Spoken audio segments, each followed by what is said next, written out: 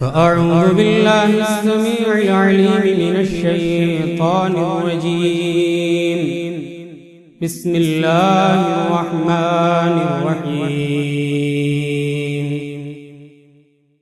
إذ قال ربك للملائكة إني خالق بشرا من طين فإذا سويته ونفخت فيه من روحي فقعوا له ساجدين فسجد الملائكة كلهم أجمعون إلا إبليس استكبر وكان من الكافرين. قال يا إبليس ما منعك أن تسجد لما خلقت بيدي أستكبرت أم كنت من العالين؟ قال أنا خير منه خلقتني من نار وخلقته من طين. قال فاخرج منها فإنك رجيم وإن عليك لعنتي إلى يوم الدين. وقال تعالى في مقام آخر أعوذ بالله من الشيطان الرجيم. ومن يلعن الله فلن تجد له نصيرا. معزز حاضرین جمعہ، بزرگوں، نوجوان ساتھیوں، عزیز بچوں، ملت کی ماں اور بہنوں، تمام قسم کی تعریفات، توصیفات، بڑائی، بزرگی، کبریائی، حمد و ستائش اس اللہ رب العالمین کے لیے لائق اور مناسب ہے جو تن تنہا اس کائنات کا خالق، مالک، مربی اور پالنہار ہے، جو احکم الحاکمین ہے، جو رب العالمین ہے، جو مالک یوم الدین ہے۔ اللہ رب العالمین کی مختصر سی حمد و ثنا کے بعد درود و سلام نازل ہوں بالعموم تمام انبیاء اکرام پر، بالخصوص آمنہ کے لال تاجدار مدینہ و مکہ، ساقی کوثر رحمت للعالمین، احمد مصطفیٰ محمد مجتبیٰ جناب محمد الرسول اللہ صلی اللہ علیہ وسلم پر اللہم صلی علیہ وبارک وسلم۔ خطبہ مسنونہ کے بعد قرآن مجید کی آیت کا ایک مختصر سا ٹکڑا میں نے آپ کے سامنے پڑھا ہے، جس کا سیدھا سا ترجمہ یہ ہے کہ اللہ رب العالمین نے فرمایا وَمَن يَلْعَنِ اللَّهُ فَلَن تَجِدَ لَهُ نَصِيرًا، جس پر اللہ رب العالمین لعنت بھیج دے، جس پر اللہ رب العالمین کی لعنت ہو، جو اللہ رب العالمین کی نظر میں ملعون ہو، فَلَن تَجِدَ لَهُ نَصِيرًا، تو اے نبی صلی اللہ علیہ وسلم آپ اس کے حق میں کسی کو مددگار نہیں پائیں گے۔ یہاں اس آیت میں لعنت کا لفظ آیا ہوا، لعنت یہ ہمارے لیے کوئی نیا اور یونیک ورڈ نہیں۔ لعنت ہم سمجھتے ہیں کہ کس کو کہا جاتا ہے۔ قرآن مجید کے اندر بھی بہت سارے مقامات پر متعدد آیات میں یہ لفظ وارد ہوا ہے۔ اسی طریقے سے احادیث مبارکہ کے اندر بھی متعدد مقامات پر یہ لعنت کا لفظ آپ کو مل جائے گا۔ آئیے ذرا دیکھیں کہ لعنت کا مفہوم کیا ہے، لعنت کہتے کسے؟ لعنت کے تین معنی، لعنت کے تین معنی ہیں۔ سب سے پہلا معنی یہ ہے لعنت کا کہ اگر لعنت اللہ رب العالمین کی طرف سے ہو، لعنت بھیجنے والا اگر اللہ رب العالمین ہو، تو اس کا معنی ہوتا ہے دھتکارا ہوا، بھگایا ہوا، اپنی رحمت سے دور کیا ہوا۔ آپ کو معلوم کہ اس دنیا کا سب سے پہلا ملعون کون؟ اس دنیا کا سب سے بڑا ملعون کون ہے؟ شاید آپ جانتے ہیں، اس دنیا کا سب سے پہلا ملعون ہے ابلیس۔ سب سے پہلے اس دنیا کے اندر اللہ رب العالمین نے ابلیس پر لعنت بھیجی۔ اللہ کی نظر میں سب سے پہلا ملعون ابلیس۔ اللہ نے قرآن مجید کے اندر فرمایا اذ قال ربك للملائکۃ انی خالق بشرا من طین۔ یاد کرو اس وقت کو جب اللہ رب العالمین نے فرشتوں سے کہا اے فرشتوں میں ابھی مٹی کا انسان بنانے والا ہوں، ابھی میں مٹی سے ایک بشر کو پیدا کرنے والا ہوں، ایک انسان کی تخلیق کرنے والا ہوں۔ فَإِذَا سَوَّيْتُهُ، جب میں اس کی تصویر کو بنا لوں گا، جب میں اس کے ڈھانچے کو تیار کر لوں گا، جب میں اس کی تصویر کو بنا لوں گا، وَنَفَخْتُ فِيهِ مِن رُّوحِي، اور اس ڈھانچے میں اپنی روح کو پھونک دوں گا، فَقَعُوا لَهُ سَاجِدِينَ، تو اے فرشتو تم اس مٹی کے بنے ہوئے انسان کے سامنے جھک جانا، اس مٹی کے بنے ہوئے انسان کے سامنے سجدہ ریز ہو جانا۔ فَسَجَدَ الْمَلَائِكَةُ كُلُّهُمْ أَجْمَعُونَ، اللہ رب العالمین کے اس حکم کے مطابق سارے کے سارے فرشتے سجدہ ریز ہو گئے۔ حضرت آدم علیہ السلام کے سامنے سجدے میں گر پڑے، الا ابلیس استکبر وکان من الکافرین، ابلیس نے اس مٹی کے بنے ہوئے انسان کے سامنے سجدہ نہیں کیا، اپنی پیشانی کو نہیں جھکایا، تکبر کا اظہار کر دیا، وکان من الکافرین، اور کافروں میں سے ہو گیا، انکار کرنے والوں میں سے ہو گیا۔ اللہ رب العالمین نے ابلیس سے کچھ سوالات کیے۔ جب وہ آدم علیہ السلام کے سامنے سجدہ ریز نہیں ہوا تو اللہ رب العالمین نے ابلیس سے پوچھا قال یا ابلیس ما منعک ان تسجد لما خلقت بیدی، اے ابلیس تجھے کس چیز نے روکا ہے جس کو میں نے اپنے ہاتھ سے پیدا کیا ہے، اس کے سامنے سجدہ کرنے سے تجھے کس چیز نے روکا ہے؟ استکبرت ام کنت من العالین، تو نے تکبر کا اظہار کیا ہے یا تو نے اپنے آپ کو بڑا مانا ہے، بڑک پن کا اظہار کیا ہے؟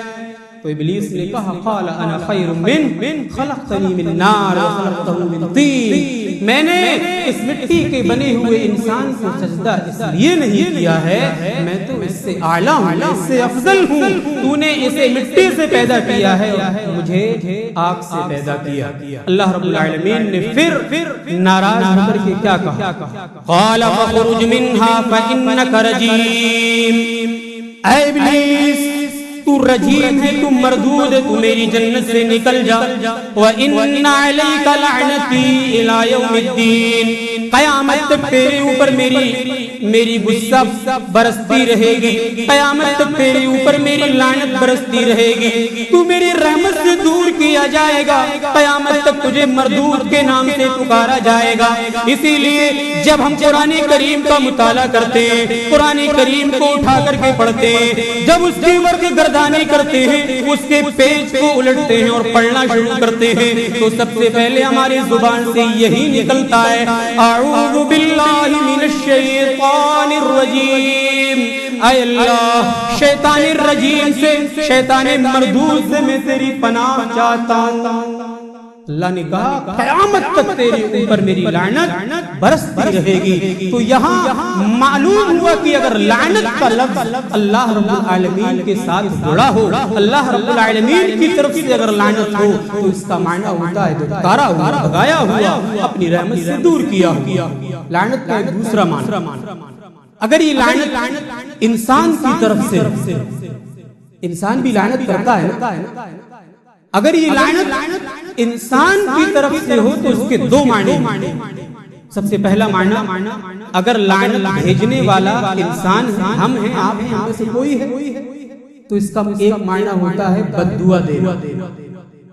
اللہ کے رسول صلی اللہ علیہ وسلم بہت ہی زیادہ مشفق تھے، بہت ہی زیادہ رحیم تھے، بہت زیادہ مہربان تھے۔ بہت زیادہ نرم دل تھے، لیکن کئی مقامات پر آپ کی زبان سے بھی بد دعا کے الفاظ نکلے۔ آپ انسان ہیں، آپ بشر ہیں، لعنت کا لفظ اگر آپ کی طرف سے جڑا ہوا ہے تو معنی اس کا یہ ہوتا ہے کہ اللہ کے رسول نے کافروں کے حق میں، منافقوں کے حق میں، دشمنوں کے حق میں بد دعا کی۔ بہت ساری حدیث ملتی کہ اللہ کے رسول صلی اللہ علیہ وسلم نے کئی مقامات پر بد دعا کی۔ صحیح بخاری کے الفاظ ہیں، غزوہ خندق کے موقع سے جنگ جاری تھی، عصر کی نماز کا وقت ہو گیا، لیکن عصر کی جماعت پڑھنے کے لیے اگر صحابہ جاتے، اللہ کے نبی جاتے تو خطرہ تھا کہ کہیں دشمن آپ پر حملہ نہ کر دے۔ جماعت چھوٹ گئی جنگ کی وجہ سے۔ اللہ کے نبی صلی اللہ علیہ وسلم کی زبان سے بد دعا کے کلمات نکل گئے۔ آپ نے فرمایا شغلونا عن الصلاة الوسطى ملأ اللہ قبورہم وبیوتہم نارا شغلونا عن الصلاة الوسطى۔ اللہ ان کافروں کی قبروں کو آگ سے بھر دے، اللہ ان کافروں کے گھروں کو آگ سے بھر دے، ان کی قبروں میں بھی آگ کو بھر دے، ان کے گھروں میں بھی آگ کو بھر دے۔ شغلونا عن الصلاة الوسطى، اس لیے کہ آج غزوہ خندق میں ان کافروں کی وجہ سے ہماری جماعت چھوٹ گئی ہے۔ انہوں نے صلاۃ وسطیٰ سے یعنی عصر کی نماز سے ہم کو روکے رکھا ہے۔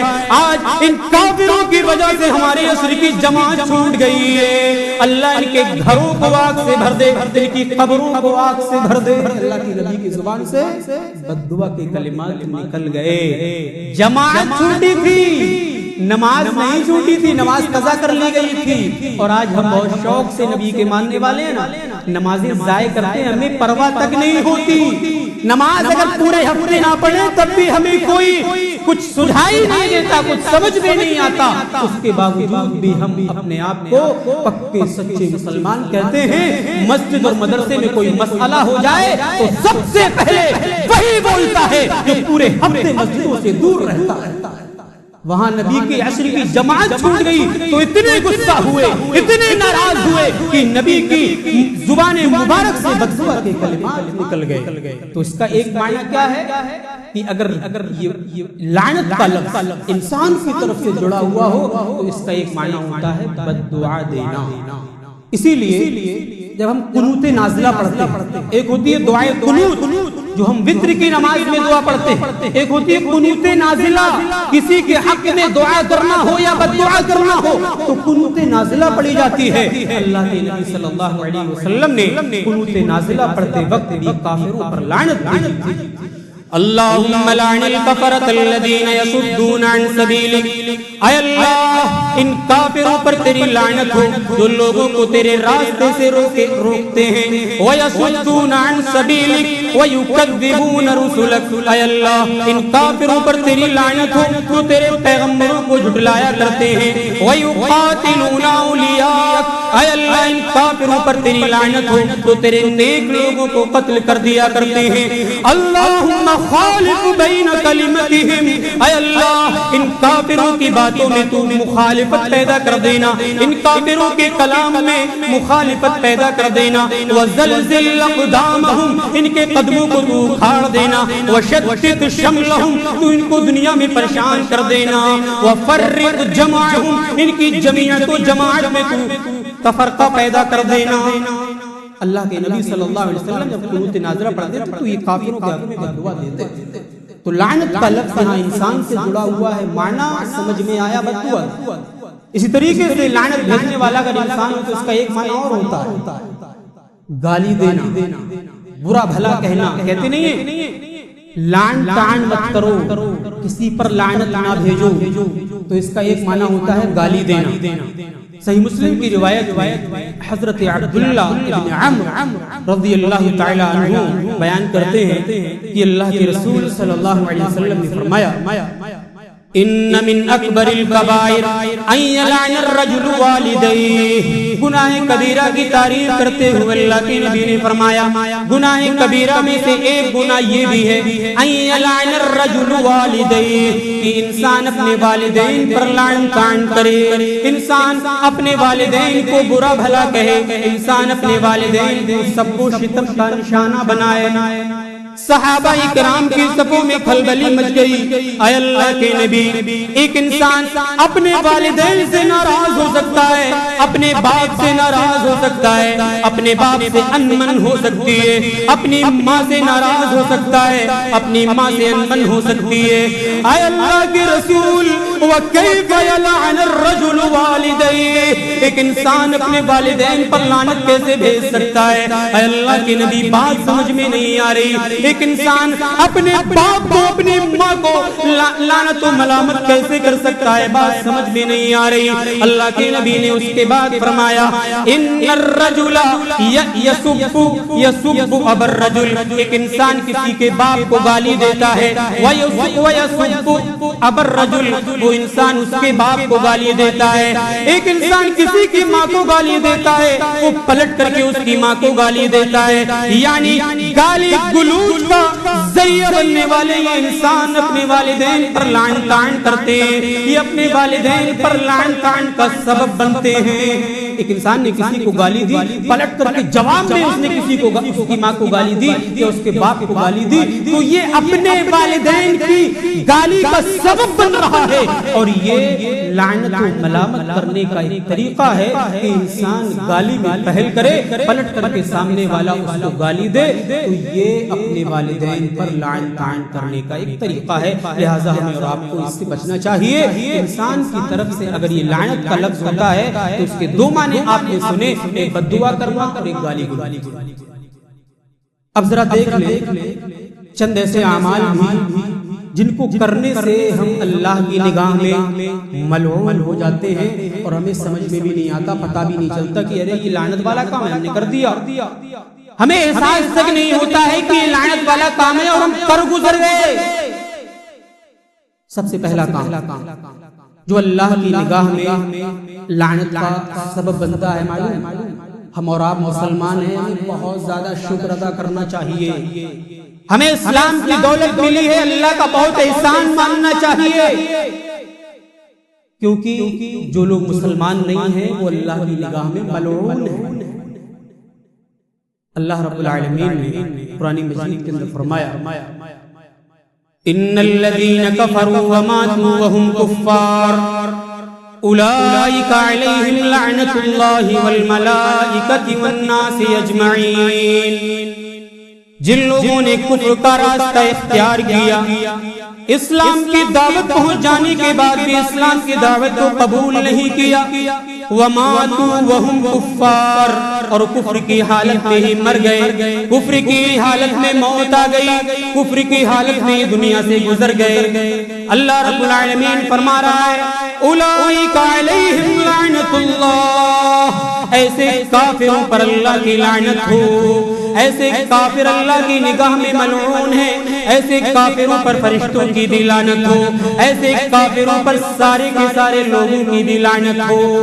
خالدین فیہا لا یخفف عنہم العذاب ولا هم ینظرون، ایسے کافروں کے لیے اللہ نے ہمیشگی کا عذاب تیار کر رکھا ہے. ان کے عذاب میں ذرا بھی تخفیف نہیں کی جائے گی، ان کا عذاب ذرا بھی ہلکا نہیں کیا جائے گا، اور قیامت کے دن میں ذرا بھی مہلت نہیں دی جائے گی. تو کافر اللہ کی نگاہ میں ملعون ہیں، کافروں پر اللہ رب العالمین کی لعنت برستی ہے. اگر وہ کفر کی حالت میں مر گئے تو ہمیشگی کا عذاب بھی اللہ نے ان کے لیے تیار کر رکھا.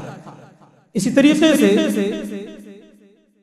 حق کو چھپانے والے حق بات جان رہے ہیں، پتہ ہے سچ کیا ہے، حق کیا ہے، حقانیت کیا ہے، قرآن و حدیث میں کیا لکھا ہوا ہے پتہ ہے، لیکن چھپا رہے ہیں. کیوں؟ پیٹ کی فکر ہے، دو روٹی کی فکر ہے، چائے اور پان کی فکر ہے. امت محمدیہ کے افراد کو حق نہیں بتا رہے ہیں. اگر حق بتائیں گے تو ذلت کا سامنا کرنا پڑ سکتا ہے، رسوائی ہو سکتی ہے. امت محمدیہ کا ایک بڑا طبقہ، اس طبقے کے اونچی اونچی ٹوپی والے آج حق کو چھپائے ہوئے نہیں بتاتے ہیں. کئی جگہوں کا ایسے واقعات سامنے نکل کر کے آئے کہ بتانے والوں نے بتایا کہ وہ اس لیے حق نہیں بتلا رہے تھے کہ کہیں ان کی عزت و آبرو نہ لوٹ لی جائے, ان کو ذلیل نہ کر دیا جائے, ان کو مسجد اور مدرسے سے برخاست نہ کر دیا جائے. اسی لیے وہ حق کو چھپائے ہوئے تھے اور اسی ڈھرے پر زندگی گزر رہی تھی. وہی حق کو لوگوں سے چھپا چھپا کر کے اپنی زندگی بسر کر رہے تھے. تو حق کو چھپانے والے اللہ کی نگاہ میں ملعون ہیں.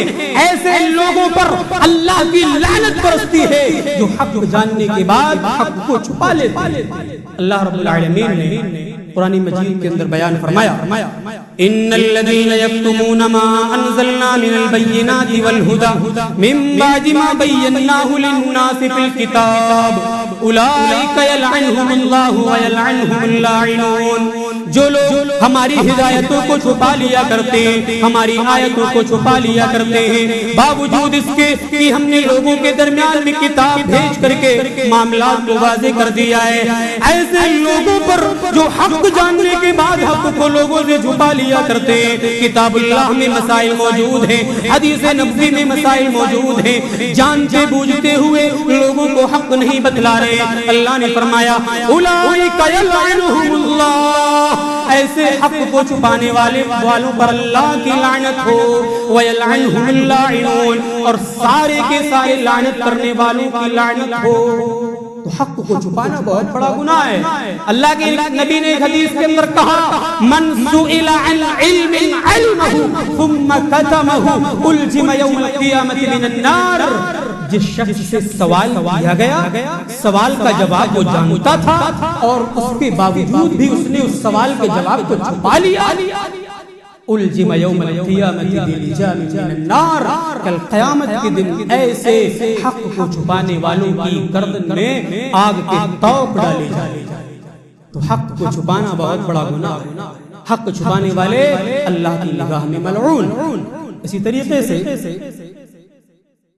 جو لوگ برائی کو دیکھتے ہیں, آنکھوں کے سامنے برا ہو رہا, نگاہ کے سامنے اللہ کی بغاوت ہو رہی ہے, ہماری مائیں, ہماری بہنیں, ہماری بیٹیاں بے حیائی کو, عریانیت کو, ویلگیرٹی کو جنم دے رہی ہیں, اور یہ معصوم سا باپ خاموش بیٹھا ہوا. ارے یہ تو چل رہا ہے سماج میں, کوئی حرج نہیں ہے. بے پردگی آج عام ہے, بے نقاب ہو کر کے ہماری جوان بہنیں بیٹیاں نکل رہی ہیں, مارکیٹوں کی زینت بنی ہوئی ہے, اور ہم خاموش بیٹھے ہوئے ہیں. کوئی روکنے والا نہیں, کوئی ٹوکنے والا نہیں, کوئی تلقین کرنے والا نہیں. بنی اسرائیل کے جو کافر تھے ان کے اندر یہی برائی پائی جاتی تھی, اور اللہ رب العالمین نے بنی اسرائیل کو کافروں پر لعنت بھیجی.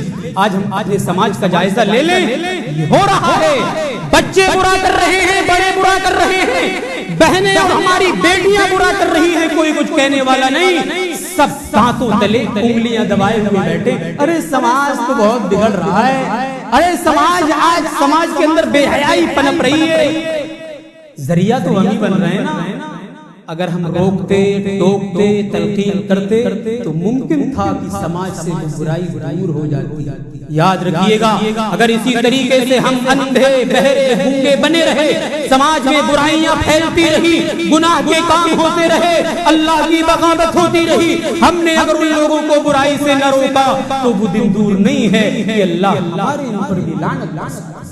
اللہ نے قرآن میں فرمایا لعن الذین کفروا من بنی اسرائیل علی لسان داود وعیسی ابن مریم ذلک بما عصوا وكانوا يعتدون كانوا لا يتناهون عن منکر فعلوه لبئس ما كانوا يصنعون. بنی اسرائیل کے کافروں پر لعنت کی گئی ہے داؤد علیہ السلام کی زبانی, عیسیٰ ابن مریم علیہ السلام کی زبانی. کس لیے کی گئی ہے, کیوں انہیں ملعون کہا گیا؟ ذالک بما عصوا, یہ لوگ نافرمانیاں کرتے تھے, یہ لوگ اللہ کی بغاوت کیا کرتے تھے, یہ پیغمبروں کو جھٹلا دیا کرتے تھے. وَكَانُوا يَعْتَدُونَ, اور یہ لوگ حد سے تجاوز کیا کرتے تھے. اور کیا کرتے تھے؟ کانوا لا یتناہون عن منکر فعلوہ، ان کی نگاہوں کے سامنے برائی ہوتی تھی، ان کی نگاہوں کے سامنے اللہ کی بغاوت ہوتی تھی، ان کی نگاہوں کے سامنے اللہ کے رسول کی نافرمانی ہوتی تھی، یہ لوگ اس سے لوگوں کو روکا نہیں کرتے تھے، برائی کو جانتے تھے برا ہو رہا ہے لیکن لوگوں کو برائی سے روکتے نہیں تھے، اسی لیے اللہ رب العالمین نے ان پر لعنت بھیج دی۔ اور آگے چلیے، رشتہ داریوں کو توڑنے والے، آج بات بات پر رشتہ داریاں ختم ہو رہی ہیں نا، نئی رشتہ داریوں میں آپ دیکھو ذرا سی اگر ناشتے میں کمی ہو گئی تو نکاح ٹوٹ جاتا ہے، کھانے پینے میں ذرا کمی ہو گئی رشتہ داری ختم، آنا جانا بند، کئی سالوں تک دعا سلام بند۔ رشتہ داریوں کو توڑنے والے جو ہے نا اللہ کی نگاہ میں ملعون ہیں، اور قیامت کے دن جنت میں داخلہ بھی نہیں ملے گا۔ معلوم ہے آپ آج سماج کے اندر دیکھیے سگے بھائیوں میں نا اتفاقی، باپ بیٹے میں نا اتفاقی ہے، ایک بھائی دوسری منزل پر رہتا ہے، چھوٹا بھائی گراؤنڈ فلور پر رہتا ہے، دونوں میں انمن ہے، دعا سلام نہیں، بات چیت نہیں، اچھے برے میں آنا جانا نہیں، ملعون ہیں ایسے لوگ کتاب و سنت کی روشنی میں تو ذرا ذرا کی بات پر نا اتفاقی پیدا کر لیتے ہیں اور دعا سلام بند کر دیتے ہیں۔ اللہ رب العالمین نے قرآن مجید کے اندر فرمایا والذین ينقضون عہد اللہ من بعد میثاقہ ويقطعون ما امر اللہ به ان یوصل ويفسدون في الارض اولئک لهم اللعنۃ ولهم سوء الدار۔ جو لوگ اللہ سے وعدہ کر کے آئے ہیں اور وعدے کو توڑ دیتے ہیں، عہد میثاق کو جو لوگ توڑ دیا کرتے ہیں، اور اللہ نے جن چیزوں کے جوڑنے کا حکم دیا ہے اس کو یہ توڑ دیا کرتے ہیں، اللہ نے فرمایا اور زمین کے اندر فساد مچاتے ہیں، اولئک لهم اللعنۃ ولهم سوء الدار، ایسے لوگوں کے لیے اللہ کی لعنت ہے اور کل قیامت کے دن جہنم ان کا ٹھکانہ ہے۔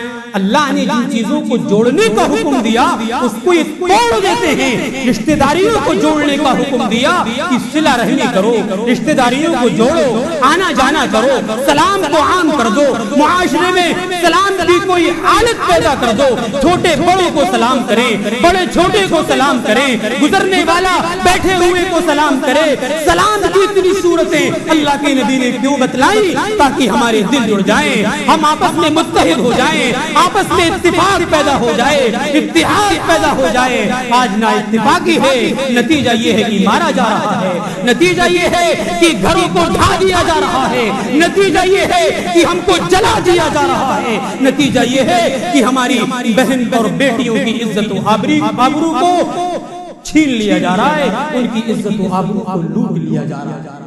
اتحاد و اتفاق ہوتا تو آج یہ صورتیں پیدا نہ ہوتی، تمہارا یہ گروہ ہمارا یہ گروہ، تم ان کے ماننے والے ہم ان کے ماننے والے، اگر یہ صورتیں آج سماج کے اندر نہ ہوتی تو میں سمجھتا ہوں کہ آج دشمنان اسلام کے دلوں میں ہماری دہشت ہوتی، ہمارا خوف ہوتا، ہمارا رعب و دبدبہ ہوتا، لیکن نہیں، ہم آپس میں جڑنے کے لیے تیار نہیں۔ گھروں میں نا اتفاقی، سماج میں نا اتفاقی، اسلام کے نام پر، شریعت کے نام پر نا اتفاقی، یہ تمہارا مسئلہ، یہ ہمارا مسئلہ، یہ ان کا مسئلہ، اگر یہ چیزیں ختم کر دی جائیں تو انشاءاللہ دشمنوں کے ذہن و دماغ میں ہماری ایک دہشت ہوگی اور یہ جو صورتیں ہماری آنکھوں کے سامنے یہ ختم ہو سکتی۔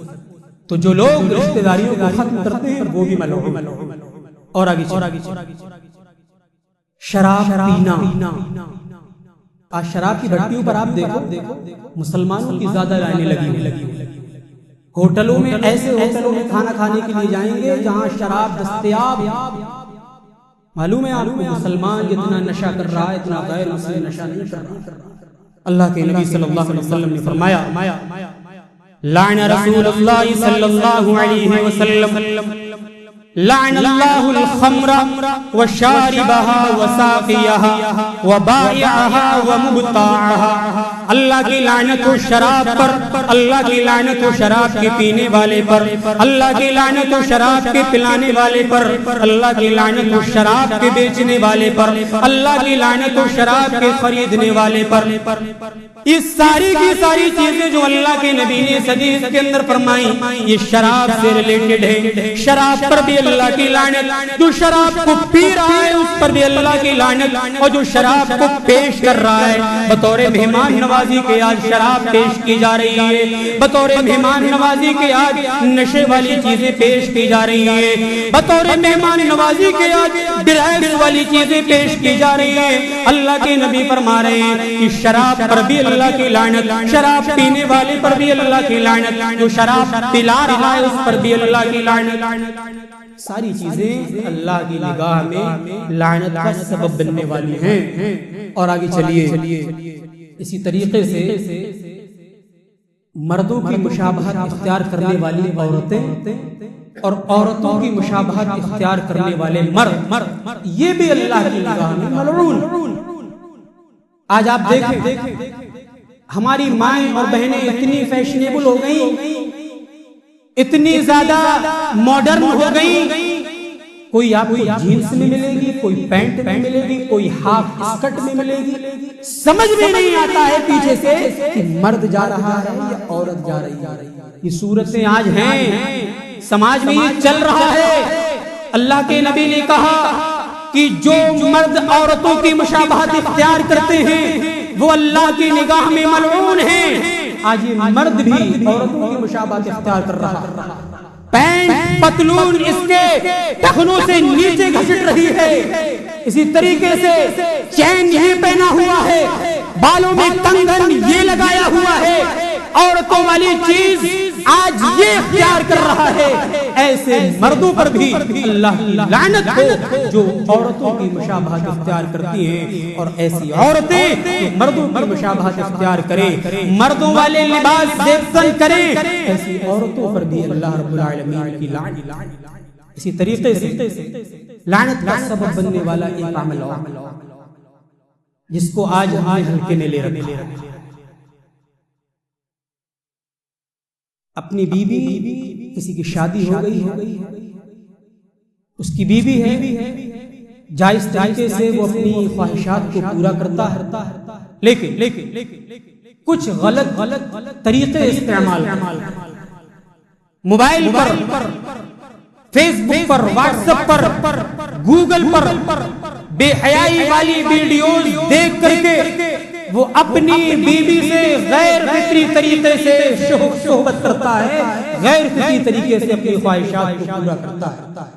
اللہ کے نبی صلی اللہ علیہ وسلم نے فرمایا ملعون من اتى امرأته في دبرها، ایسا شوہر ملعون ہے، ایسا شوہر اللہ کی رحمت سے دور ہے جو اپنی بیوی سے غیر فطری طریقے سے صحبت کرتا ہے، غیر فطری طریقے سے اپنی بیوی سے اپنی خواہشات کو پورا کرتا ہے۔ اللہ کی نگاہ میں، نبی اکرم صلی اللہ علیہ وسلم کی نگاہ میں وہ ملعون ہے۔ سمجھ گئے آپ؟ اشارہ کافی ہے کہ جو غیر فطری طریقے سے اپنی بیوی سے اپنی صحبت خواہشات پوری کرے گا، صحبت کرے گا تو وہ ملعون ہے۔ اسی طریقے سے ایسی عورتیں جو اپنے شوہر کو ناخوش رکھتی ہیں، خوش کرنے میں اپنی منمانی کرتی ہیں، بغیر کسی مجبوری کے انکار کر دیتی ہیں، وہ بھی اللہ کی نگاہ میں ملعون ہے۔ اللہ کے نبی صلی اللہ علیہ وسلم نے فرمایا کہ اگر کوئی شخص اپنی بیوی کو اپنے بستر پر بلائے اور وہ بیوی انکار کر دے، فَأَبَتْ وَهُوَ غَضْبَانٌ عَلَيْهَا، جب وہ بیوی منع کر دے تو شوہر پوری رات غصے کی حالت میں گزارے تو اللہ کے نبی صلی اللہ علیہ وسلم فرماتے ہیں لعنتھا الملائکۃ حتی تصبح، صبح ہونے تک ایسی عورت پر فرشتے لعنت بھیجتے ہیں۔ لہذا بغیر کسی مجبوری کے، بغیر کسی عذر شرعی کے اگر یہ عورتیں، اگر یہ بیویاں اپنے شوہر کو ناراض کر دیتی ہیں تو وہ عورتیں بھی اللہ کی نگاہ میں، شریعت کی نگاہ میں ملعون ہیں۔ بہت سارے ایسے اعمال ہیں جو لعنت کا سبب بنتے ہیں، لیکن وقت ختم ہو رہا ہے۔ میں خلاصے کے طور پر یہی کہنا چاہوں گا کہ لعنت اللہ کی نگاہ میں بہت بری چیز ہے۔ لعنت کا مطلب بھی آپ نے سمجھ لیا، لعنت کا سبب بننے والے اعمال بھی آپ نے سن لیے۔ اب اگر ہماری زندگی میں چینجنگ پیدا نہ ہو، ہم اگر ان چیزوں سے عبرت حاصل نہ کریں، کوئی سبق حاصل نہ کریں، میں سمجھتا ہوں کہ ایسے لوگوں کے دلوں پر مہر لگے۔ کیونکہ قرآن و سنت کی بات سننے کے بعد، قرآن و سنت کی بات بتلانے کے بعد ایک ایمان والے کے دل میں تازگی پیدا ہو جاتی ہے، اس کا ایمان بڑھ جاتا ہے، اس کے علم میں اضافہ ہو جاتا ہے۔ اب اگر سننے کے بعد بھی ہماری لائف میں چینجنگ پیدا نہ ہو، ہماری زندگی کے گزارنے میں کوئی بدلاؤ پیدا نہ ہو، ہم جس طریقے سے نمازیں چھوڑ رہے تھے اسی طریقے سے نمازیں چھوڑتے رہے، جس طریقے سے بے حیائی والے کام کر رہے تھے اسی طریقے سے بے حیائی والے کام کرتے رہے، تو میں سمجھتا ہوں کہ ہمیں اپنے دلوں کا جائزہ لے لینا چاہیے اور اللہ رب العالمین سے توفیق مانگنا چاہیے کہ اللہ مرتے دم تک ہمارے دلوں کو دین پر ثابت قدمی عطا فرما، کیونکہ اللہ کے نبی صلی اللہ علیہ وسلم دعا کرتے تھے، یا مقلب القلوب ثبت قلبی علی دینک، یا مصرف القلوب صرف قلبی علی طاعتک۔ اے دلوں کے الٹنے پلٹنے والے، تو ہمارے دلوں کو دین پر ثابت قدم فرما دے۔ اے دلوں کو الٹنے پلٹنے والے، تو اپنی اطاعت پر ہمارے دلوں کو پھیر دے۔ یہ دعا ہمیں پڑھتے رہنا چاہیے اور ہمیں ان چیزوں سے، ان تقریروں سے، ان جلسوں سے، ان دروس سے، خطاب سے عبرت حاصل کرنا چاہیے، سبق حاصل کرنا چاہیے۔ حالات ہمارے سامنے ہیں، حالات جس طریقے کے بنے ہوئے ہیں وہ ہماری آنکھوں کے سامنے ہیں۔ اب ہمیں اللہ رب العالمین کی طرف رجوع کر لینا چاہیے۔ کب تک ہم مٹر گستی کرتے رہیں گے؟ کب تک ہم اللہ کی بغاوت کرتے رہیں گے؟ آخر کون سا ایسا دن آئے گا جس دن ہم اللہ کے ہو جائیں گے؟ کون سا ایسا دن آئے گا جس دن ہم اپنا رشتہ مسجدوں سے مضبوط کر لیں گے؟ کون سا ایسا دن ہوگا جس دن ہم اللہ رب العالمین کو راضی کرنے والے اعمال کریں گے؟ ہمیں پلٹنا ہوگا، ہمیں اتحاد قائم کرنا ہوگا، ہمیں مسجدوں سے اپنا رابطہ مضبوط کرنا ہوگا، اللہ سے رابطہ مضبوط کرنا ہوگا، تبھی ہماری دعاؤں میں اثر پیدا ہوگا۔ ورنہ ایک طرف ہم نافرمانیاں کرتے رہیں، جمعے میں آ کر کے اگر دعا بھی کر لے تو ان دعاؤں کا کوئی اثر نہیں ہوتا۔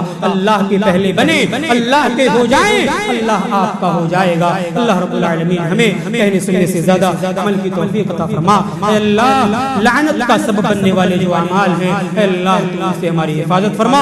اے اللہ امت محمدیہ کے اندر جس طریقے کی بدعات، جس طریقے کی خرافات، جس طریقے کے رسوم و رواج، جس طریقے کی بے حیائی، جس طریقے کی عریانیت ہے، اے اللہ اس کو دیکھ کر کے کلیجہ منہ کو آتا ہے۔ اے اللہ حالات کو بدلنے والا تو ہے، حالات کو الٹنے پلٹنے والا تو ہے، حالات کا مالک تو ہے۔ اے اللہ تو ہمارے حق میں حالات کو مفید فرما دے۔ اے اللہ ہندوستان کے اندر امن و شانتی کو بحال کر دے۔ اے اللہ ہمیں متحد ہو کر کے زندگی گزارنے کی توفیق عطا فرما۔ اے اللہ اس ملک کی امن و شانتی کے جو لوگ دشمن ہیں تو ان کو نیست و نابود کر دے۔ وآخر دعوانا الحمدللہ رب العالمین۔ اقول قولی ھذا استغفر اللہ لی ولکم ولسائر المسلمین فاستغفروہ من کل ذنب انہ هو الغفور الرحیم۔